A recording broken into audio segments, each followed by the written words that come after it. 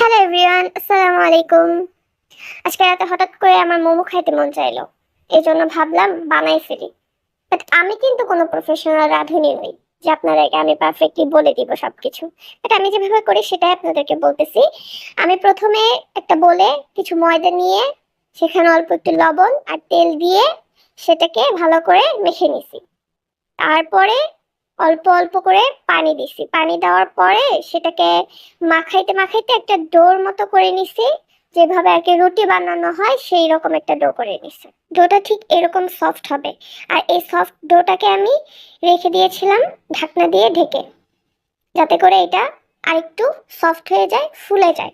তারপরে আমি একটা চিকেনের পিস নিয়ে সেটাকে ছুরির সাহায্যে কুচি কুচি করে কিমা করে নিয়েছি। আপনারা চাইলে এটা ব্লেন্ডারের সাহায্যেও করতে পারেন, বাট আমার কাছে ছুরি দিয়েই সহজ মনে হয়, এই জন্য আমি ছুরি দিয়েই কিমা করে নিয়েছি।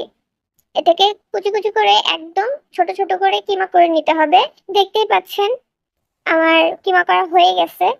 তারপরে আমি এই কিমার মাংসটুকু একটা প্লেটে উঠাই নিব। প্লেটে উঠাই নেওয়ার পরে আমি কিছু পেঁয়াজ আর কাঁচামরিচ কেটে রেখেছিলাম কুচি করে, যেটা এই মাংসের মধ্যে দিয়ে দিব। দেওয়া শেষ হয়ে গেলে এখানে আমি আদা পেস্ট আর রসুন পেস্ট দিয়ে দিব।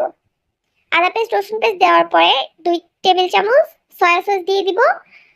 আর সয়া সসে কিন্তু লবণ থাকে, তার জন্য পরিমাণ মতো লবণ দিবেন পরবর্তীতে।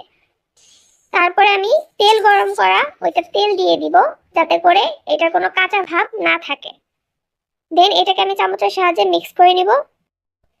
আমি এখানে হলুদের গুঁড়ো আর একটু পরিমাণ মরিচের গুঁড়ো ইউজ করেছি। আপনারা চাইলে এটা ইউজ করতেও পারেন, নাও করতে পারেন, এটা অপশনাল। দেন আমি যে ময়দাটা ডো বানিয়ে রেখেছিলাম, এটা দেখুন কতটা সফট হয়ে গেছে। তো এই ময়দা থেকে অল্প একটু আটা নিয়ে আমি এটার গোল গোল গোল গোল করে লুচি বানিয়ে নেব, লুচির মতো করে বানিয়ে নিব। দেন এটার মধ্যে আমি ওই মাংসের পুরটা ভরে মোমো শেপ দিয়ে দিব। আমি যদিও মোমো শেপ ভালো দিতে পারি না, একদমই পারি না, জাস্ট খাওয়া গেলেই হয়েছে, এরকম ভাবে আমি মোমো শেপটা দিয়ে দিব। সো মোমো শেপটা দেওয়ার পরে এইভাবে করে আমি প্লেটে সাজিয়ে রাখবো। তারপরে আমি আপনাদের সুবিধাতে আরেকটা দেখাই দিচ্ছি, যদিও আমি পারি না, তবুও আপনারা দেখে করতে পারেন এইভাবে।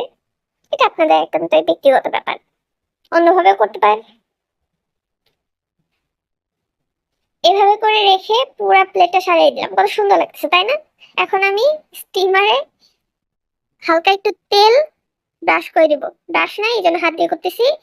দেন মোমোগুলা দিয়ে দিব স্টিম হওয়ার জন্য। এন্ড ঢাকনা দিয়ে ঢেকে দিব। 20 থেকে 25 মিনিট পরে এটা উঠাবো, দেখবেন মোমো হয়ে গেছে।